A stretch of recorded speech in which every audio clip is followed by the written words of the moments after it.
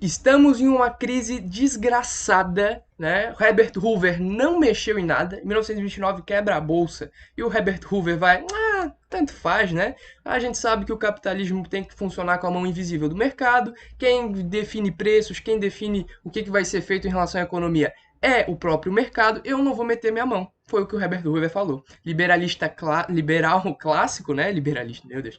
Liberal clássico, né? Bem pautado aí nos princípios de Adam Smith, ele não quis mexer na economia. E a gente vai ter então, né, em 1933, um carinha aí muito famoso chamado Franklin Delano Roosevelt, né, o presidente Roosevelt dos Estados Unidos, que vai ficar aí por 12 anos no poder. Ele que vai assumir em 1933 e vai ficar até o fim da Segunda Guerra Mundial, tá? Ele que era um democrata, isso é interessante, um detalhe interessante, né? O Hoover, ele vinha aí de uma época de ascensão, né, dos republicanos, por conta lá do que aconteceu no século XIX, da ascensão aí da 13ª emenda, né, no governo do Abraham Lincoln, que vai então colocar os republicanos como os principais líderes políticos do país, tá? Em 1933 vai vir um cara aí democrata que ele vai pegar o problema e ele vai bater no peito e vai dizer: "Deixa comigo que eu resolvo", né? E aí a galera vai ficar: "Caraca, como é que o Franklin Delano vai superar a maior crise de todos os tempos?". E aí ele falou: "Deixa comigo que eu vou chamar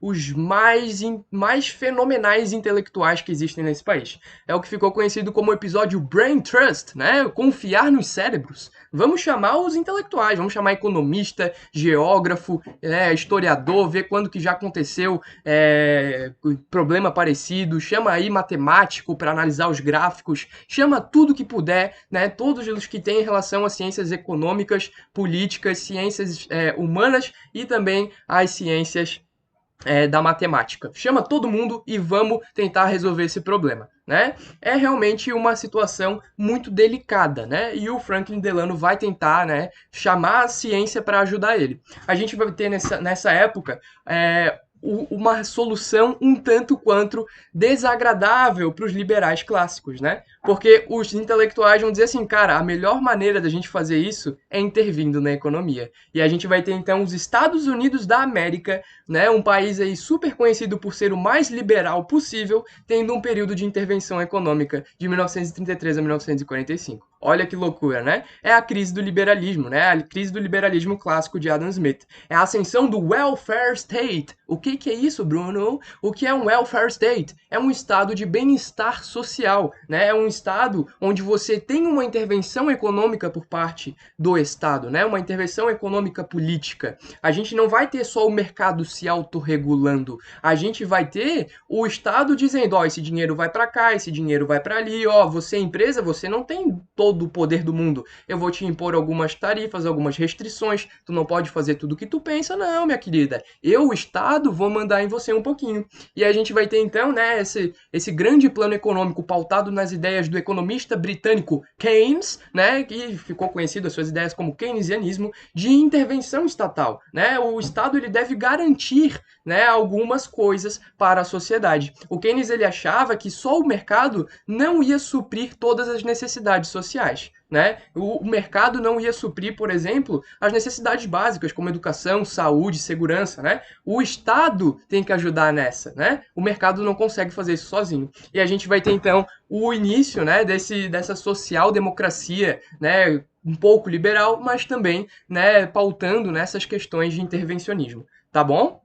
O que vai acontecer, né? Quais foram as medidas do keynesianismo, também conhecido como New Deal, o novo acordo. Agora a gente vai ter um novo acordo entre o Estado e entre as empresas, né? Não vai ser mais aquela lógica, a empresa faz tudo o que ela quiser porque o Adam Smith falou que ela pode. Não, agora o Estado vai mandar um pouquinho também na economia, tá? Então a gente vai ter aí algumas lógicas, né, do Franklin Delano Roosevelt, sua equipe de economistas, sua equipe de intelectuais aí intervencionistas né, que passam aí por uma apropriação do conhecimento do Keynes, tá? O que eles vão fazer? Primeira coisa, se o povo tiver dinheiro, a gente acaba com aquele ciclo vicioso que a gente viu lá atrás, né? Eu vou voltar aqui para vocês verem, ó. Se o povo povo tiver alto poder de compra, a gente quebra esse ciclo. Então, a gente tem que dar poder de compra ao povo. Como que eu faço isso, né? Primeira coisa, a gente precisa que o povo tenha mais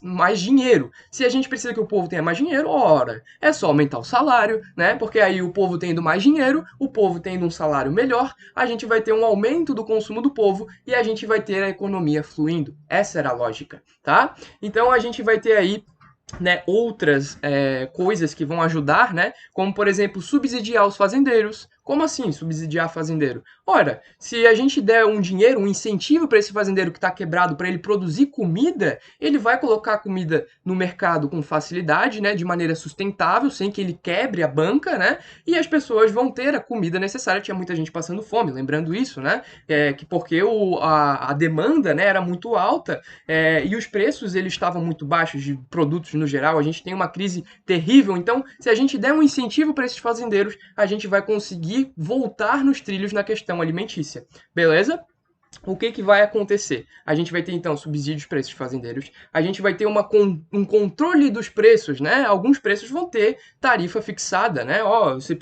A farinha, por exemplo, não pode passar disso. Se passar, ferrou. Ninguém vai querer comprar, né? Então a gente vai ter um controle dos preços, o fim da mão invisível, né? A mão invisível que o Adam Smith tanto falava. Na verdade, falou uma ou duas vezes no livro inteiro. Mas, enfim, a mão invisível tão comentada, né, do liberalismo clássico, que o Estado não deve mexer na economia. Aqui o Estado está sim mexendo na economia e mexendo no ponto principal da economia, que são os preços dos produtos. Olha só, né? E a gente vai ter também um controle dos preços das indústrias, um controle industrial maior, né? A gente vai ter o próprio Roosevelt fazendo algumas leis trabalhistas, né, dando esse incentivo para o trabalhador. Por quê? Porque aqui a gente tem essa lógica, né? Se o trabalhador tem dinheiro, a gente vai ter então a economia fluindo. Se o trabalhador está feliz, se o trabalhador está sustentável ali, está tranquilo, tá firmeza, a gente vai ter a economia fluindo. A gente vai ter o seguro-desemprego, por exemplo, né, para manter o consumo. Se o cara for demitido e ele não tiver dinheiro para comprar, ferrou, né? Todo mundo vai demitir todo mundo, né? No meio dessa crise louca,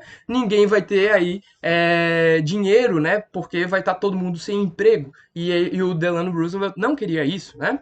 A gente vai ter também a proibição de horas extras. Por quê, Bruno? Porque ele se preocupava com o trabalhador?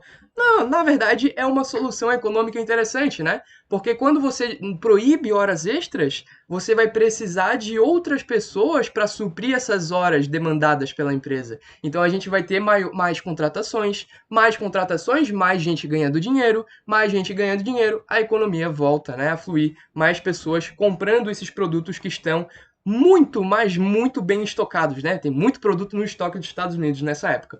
O Vargas vai fazer o mesmo no Brasil, tá? Então a gente vai ter, ao longo da década de 30, a crise total do liberalismo, né? Poucos países no mundo não controlam a economia. Você pode ver que na Rússia a gente tem o socialismo soviético controlando a economia, os Estados Unidos controlando a economia com base no New Deal do Delano Roosevelt, a gente tem a ascensão dos regimes totalitários, fascismo e nazismo lá na Europa controlando a economia, né? A gente vai ter as ideias do Keynes sendo pautadas na Inglaterra também. A gente tem no Brasil o próprio Vargas, né, controlando a economia. Ou seja, praticamente no mundo todo não há mais o liberalismo clássico do Adam Smith. Agora a gente vê uma ascensão do controle estatal da economia. Beleza?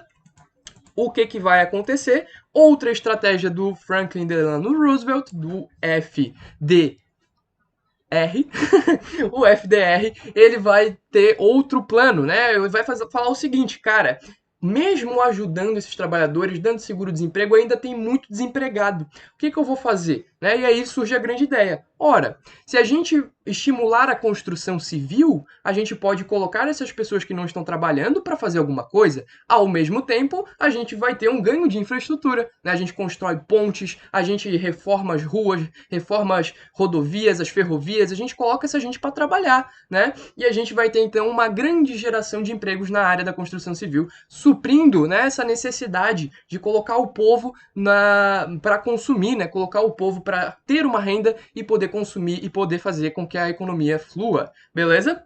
a gente tem, então, com a criação dessas obras públicas, a gente vai ter um mercado consumidor cada vez mais crescente, tá? Mas devo ressaltar que, né, em 1933 começa esse plano do Roosevelt, mas, né, esse plano ele vai ser lento e gradativo, né? Não vai ser do nada, né? Não vai ser do nada que os Estados Unidos vai recuperar a economia. A gente vai ter aos poucos, né, melhorias sendo feitas, aos poucos uma recuperação econômica estadunidense, tá? O boom mesmo da economia, o boom, nossa, vai explodir. Os Estados Unidos volta a ser o país mais rico do mundo, volta a ser a potência, tá tudo bem, não tem mais crise nenhuma. Isso só vai acontecer, né, durante e após a Segunda Guerra Mundial, que é quando os Estados Unidos volta a ter exportações fenomenais, tá? Exportando muito, né? Só com a Segunda Guerra Mundial, todo mundo em guerra, Estados Unidos aproveita para estimular a sua indústria. Beleza? Outra coisa que eu queria mostrar para vocês são essas imagens aqui, ó, olha só. O Superman nasce nessa época, né? Quem irá nos salvar da grande crise, da grande depressão? O Superman, né? Olha só. Então a gente vai ter o início, né, dessa cultura das histórias de quadrinho, que eu acho bem interessante, eu queria trazer aqui para vocês, que eu achei bem massa, né? Essa curiosidade, né? O Superman surgindo e depois na Segunda Guerra Mundial surgindo também o Capitão América, que lutaria contra os nazistas, olha só, né? E também aqui, eu acho que essa aqui é a melhor imagem para terminar essa aula, né? World's Highest Standard of Living. O que isso significa, Bruno? Não entendo inglês. É o padrão de vida, né? O maior padrão de vida do mundo é dos Estados Unidos. Por quê? Porque não existe nenhum jeito como o jeito americano. There's no way like the American way, né? O estilo de vida americano, né? O padrão de vida americano, the American way of life, não existe nenhum igual, porque só os americanos vivem como os americanos. Os americanos vivem muito bem, com consumo maravilhoso, todo mundo tem liberdade, todo mundo vive com abundância, né, financeira, todo mundo rico, todo mundo bem, e aí para fazer contradição a essa propaganda aqui colocada nos próprios Estados Unidos, as pessoas fazendo uma fila aqui para, enfim, receber comida aí. Então, bem triste a situação, né? As pessoas todas pobres, todas tristes nessa grande depressão e atrás a propaganda que os Estados Unidos queria fazer para o mundo, que eles são o melhor país do mundo. E na época não era, né? A gente está com um período chamado a Grande Depressão. Então não tem como ser, né, um lugar tranquilo de se viver. Beleza? Espero que tenha gostado, espero que tenha ajudado vocês, tá? Beijão, qualquer coisa me chama, dá um feedback aí, dá o like aí se achar legal, dá o dislike se achar ruim. E tamo junto, te encontro numa próxima oportunidade. Valeu!